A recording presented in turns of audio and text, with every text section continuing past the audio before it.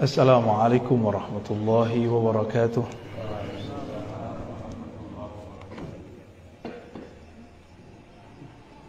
Alhamdulillahilladzi amarna bis-salati was-sabri wa basyara bima'iyatihi ala kulli sabirin. Asyhadu an la ilaha illallah asyhadu anna Muhammadan abduhu wa rasuluh. Allahumma salli wa sallim wa barik ala sayyidina Muhammad wa ala alihi wa ashabihi wa li baitihi wa zurriyyatihi ajma'in, amma ba'du.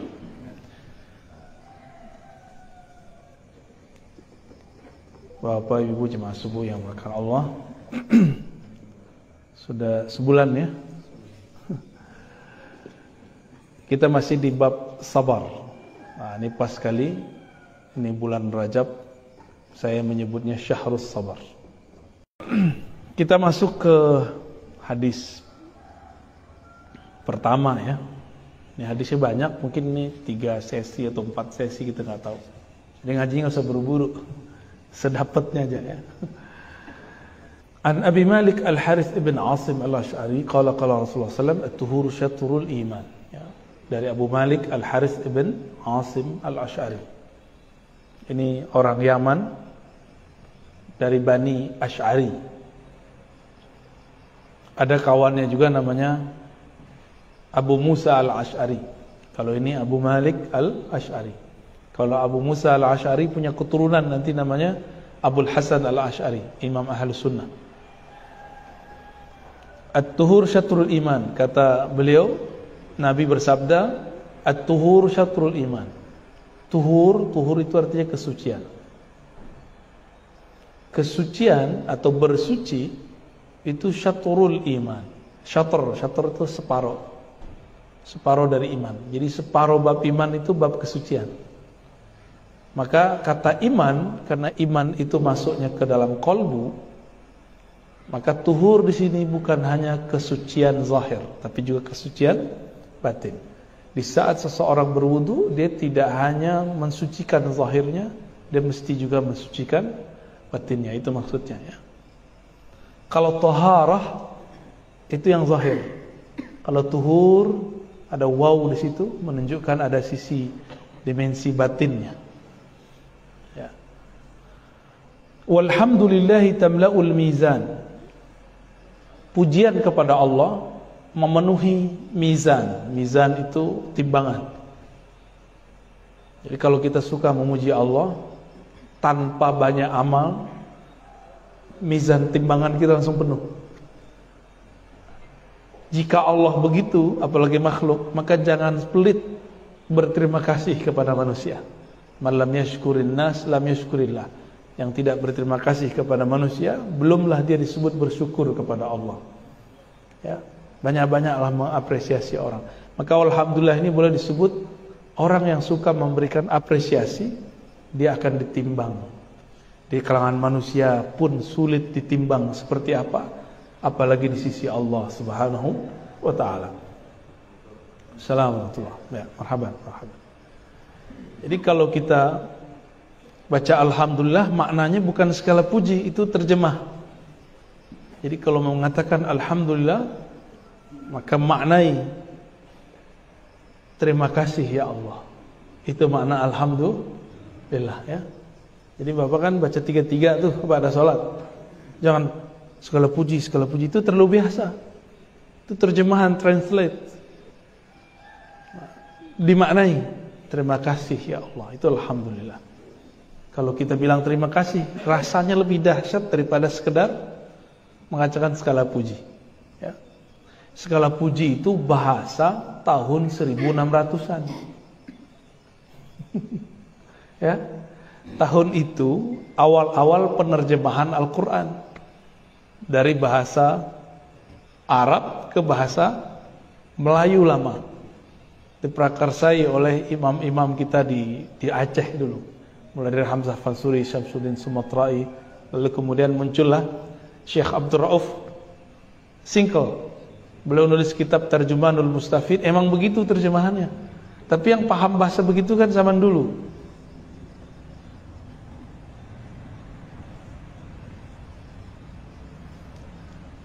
Wa subhanallah dan subhanallah. Nah, kalau terjemahan masa lalu apa? Maha suci. Ya. Maha suci Allah. Orang kalau sekarang ingat suci apa? Cucian. Ya.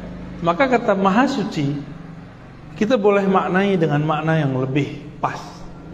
Maha suci, coba ayat tentang Isra Mi'raj, subhanalladzi asra. Enggak nyambung kalau diterjemahkan maha suci.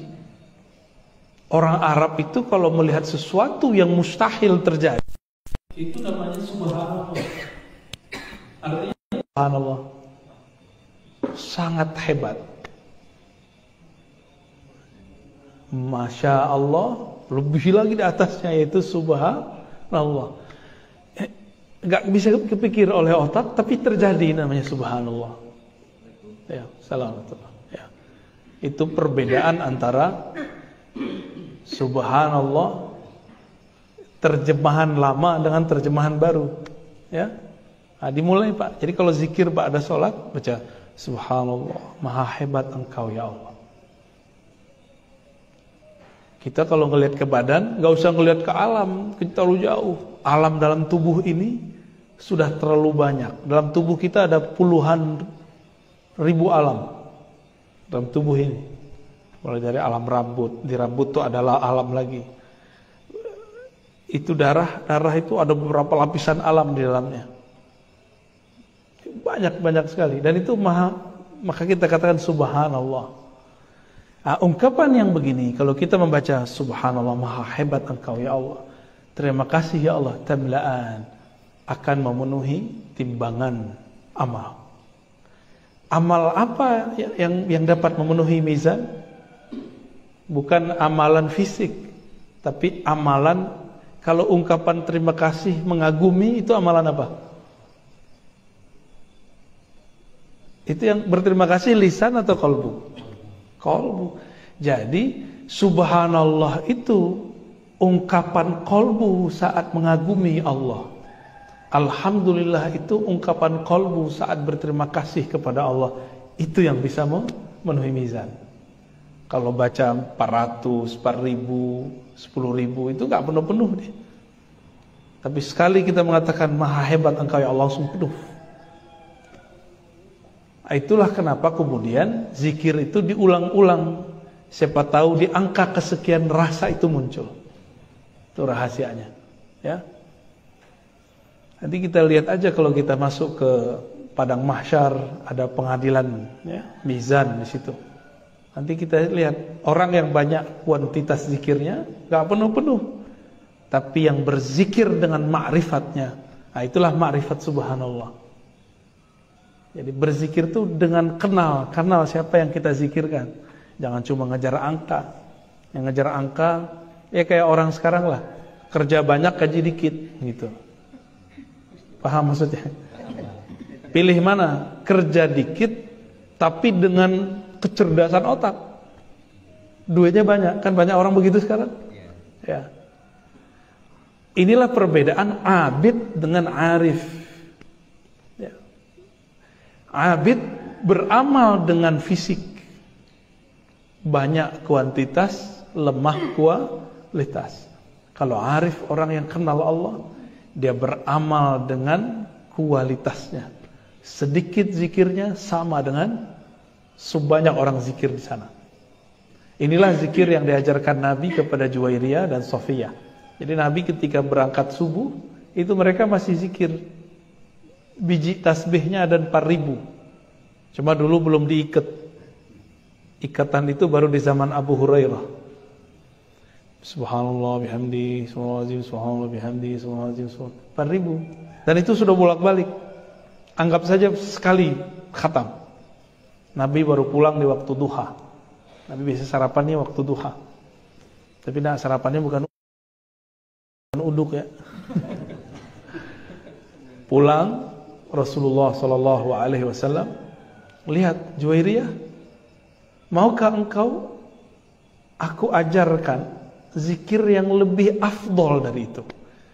Ini orang salah faham. Ada kelompok yang anti mazhab, anti kaifiat zikir. lalu mengatakan ini dalil bahwa menghitung zikir adalah bid'ah. Loh, apakah Nabi memdiamkan bid'ah? Seandainya bid'ah, tentu Nabi sudah mengingkarinya semenjak sebelum berangkat ke masjid. Menghitung. Enggak. Ini bab yang disebut kurikulum berzikir. Bahwa ada orang kalau zikir pertama harus ngitung dulu, kuantitas dulu. Setelah kuantitas dikejar, maka Nabi naikkan makomnya. Kurikulum berikutnya, zikir kualitas. Satu zikir sama dengan sejumlah tasbih. Tasbihnya berapa tadi? 4.000. Kata Nabi, maukah engkau aku ajarkan zikir jika engkau baca sekali sama dengan sebanyak yang engkau baca tadi? Ya, Juwairiyah senang. Tapi Juwairiyah sudah mengalami zikir yang 4.000, sehingga dia tahu rasanya mana yang enak. Di saat itulah Nabi mengatakan, bacalah subhanallah bihamdihi adalah khalqihi wa zinata arsyihi wa ridwansi wa midada kalimatihi. Boleh dibolak-balik gitu ya. Subhanallah bihamdihi adalah khalqihi wa zinata arsyihi. Ada riwayat lain, subhanallah adada ma khalaqa fis sama', subhanallah adada ma khalaqa fil ard, subhanallah adada ma nazalik, subhanallah adada ma huwa khaliq. Intinya, maha suci Allah sesuka-sukamu ya Allah. Maha hebat engkau sebagaimana engkau hebat ya Allah, bukan sebagaimana aku yang mengatakannya. Engkau hebat bukan karena aku memuji, engkau suci bukan karena aku yang mensucikan, tapi sesuka-sukamu ya Allah. Jadi menyerahkan maknanya kepada Allah. Sekali baca itu sama dengan 4.000. Ada nggak yang mau begitu? Ya. Jadi antum nih baca zikir yang tadi, cuma rasanya nggak muncul. Sama aja. Sama dengan zikir satu kali. Nah, ini yang dilupakan oleh orang-orang awam sekarang yang pemburu pahala. Ya, banyak kan pemburu pahala. Wah, ini sama dengan 4.000 nih, dibaca sekali aja. Tapi dia tidak paham apa maksudnya. Subhanallah wa bihamdi adada khalqihi, maha hebat Allah sebanyak makhluknya. Wa zinata arsy, seberat arasnya. Apalagi Pak Haji? Subhanallah khalqihi wa zinata arsy wa ridha nafsi, seridho-ridho Allah, sesuka-suka Allah. Wa midada kalimati, sebanyak bilangan kalimahnya. Ada yang tahu jumlah makhluk Allah? Ada yang tahu? Gak usah jauh-jauh, di badan kita ada berapa makhluk? Berapa sel di tubuh? Gak ada yang tahu kan? Sampai hari ini ahli biologi, ahli kimia gak ada yang tahu. Mereka cuma memperkirakan sekian miliar. Gak ada yang tahu angka pastinya. Lalu kita ngomong, maha hebat engkau ya Allah, sebanyak bilangan sel yang ada di tubuhku. Wah, itu semua selnya langsung hidup itu Pak. Dalam zikir tariqah disebut namanya kullu jasad. Zikir semua bagian tubuh. Tubuh kita diajak zikir biar sehat. Dan itu ajaib ya.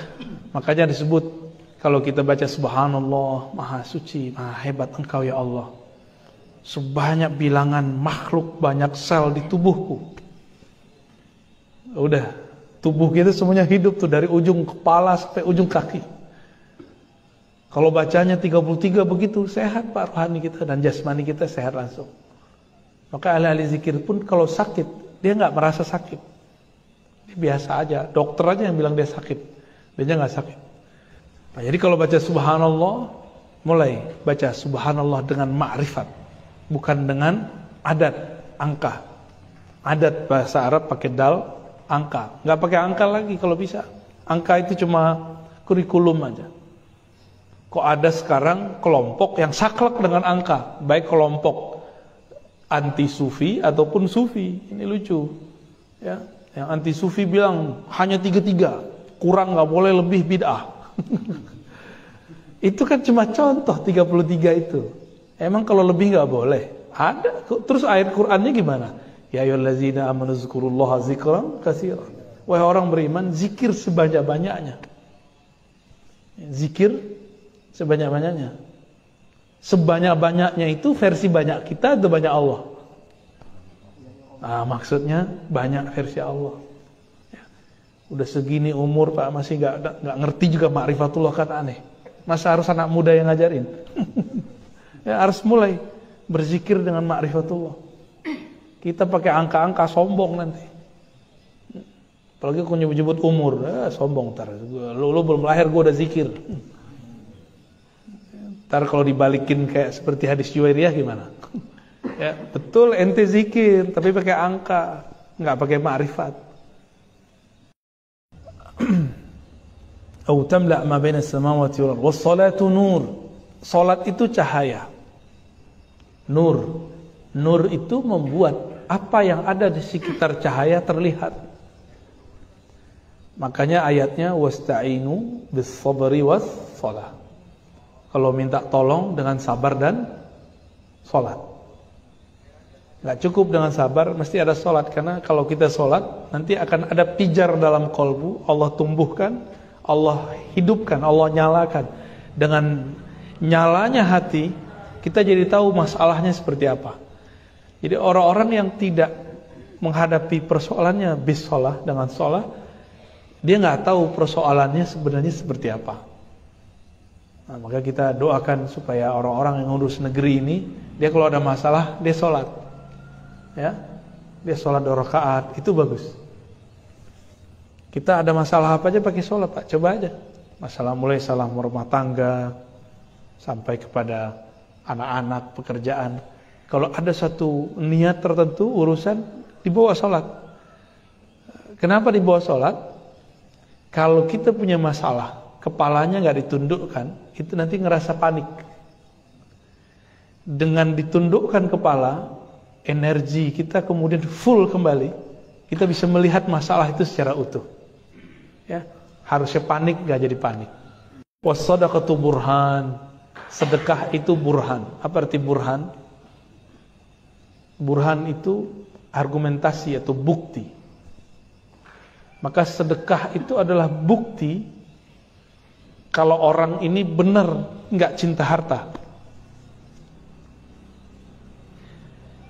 Yakin nggak yang Allah kasih itu milik dia, bukan milik kita? Yakin nggak? Secara hukum hakikat, rumah, mobil, harta pasangan, harta badan ini bukan milik kita.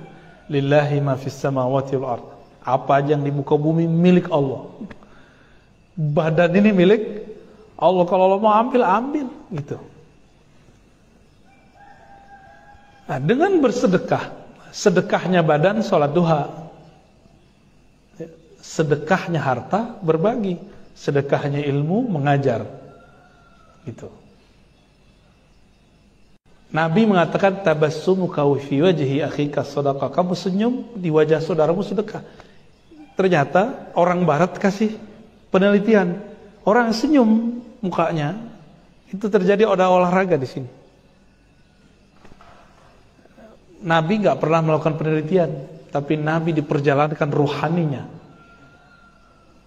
Jadi Nabi bisa lihat masa depan. Hasil penelitian sekarang Nabi udah tahu semua. Ya. Sabaru dia. Nah, ini yang paling inti di pagi ini. Sabar itu dia. Jika sholat itu cahaya, sinarnya bersumber dari sabar. Sholat yang penuh kesabaran disebut tuma'ninah. Ya, sholat itu artinya doa. Maka wassalatu nur bisa juga diartikan doa itu cahaya.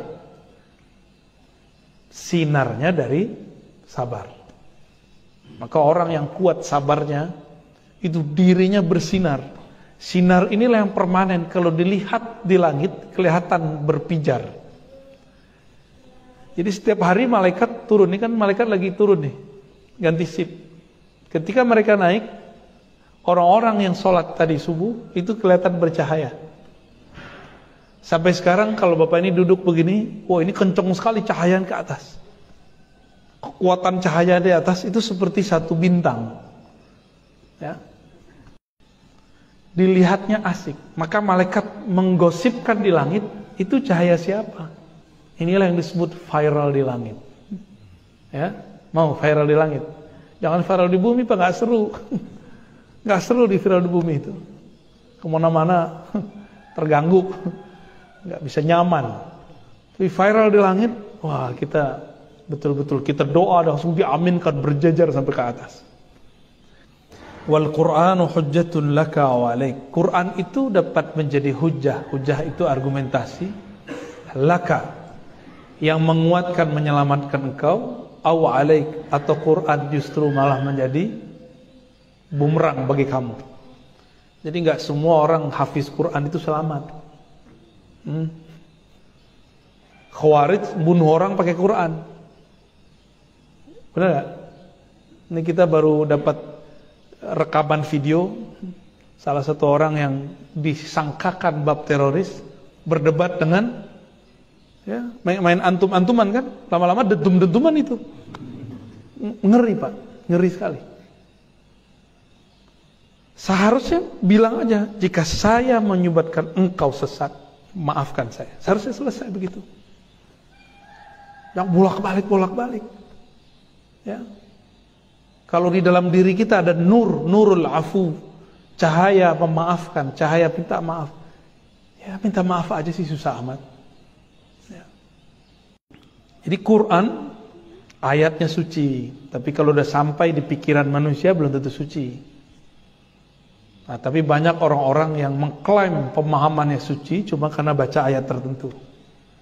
Tolong dibedakan Quran yang suci dengan pemahaman manusia yang pasti tidak suci. Pak Haji ini hafiz Quran, punya pemahaman Quran. Saya baca Quran, punya pemahaman Quran. Quran yang kami hafal itu suci. Tapi pemahaman saya, pemahaman Pak Haji itu nggak suci. Sepakat Pak Haji? Pasti sepakat beliau.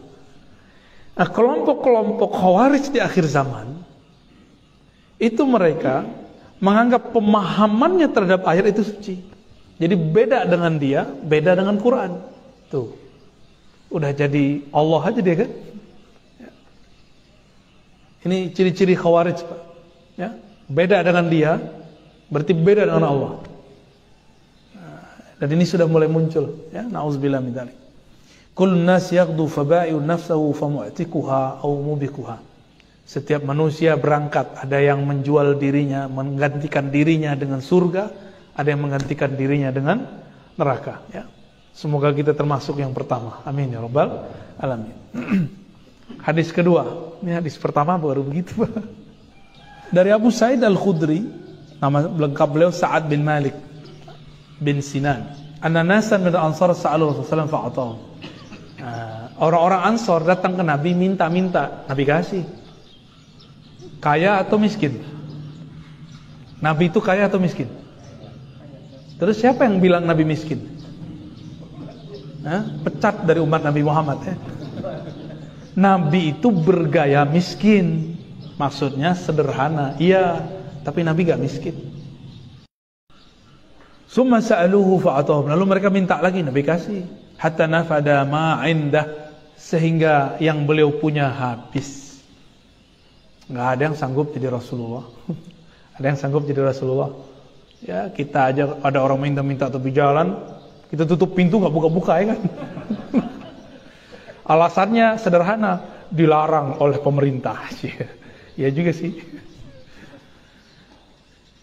Faqala lahum hatta anfaqa kulla syai'in biyadihi. Lalu Nabi ngomong, setelah duitnya, hartanya semua habis, ma yakun indi min khair falan udakhirahu inkum. Ini kayak orang tua ngomong ke anaknya. Nabi ini kan orang tua kepada umatnya, itu seperti orang tua.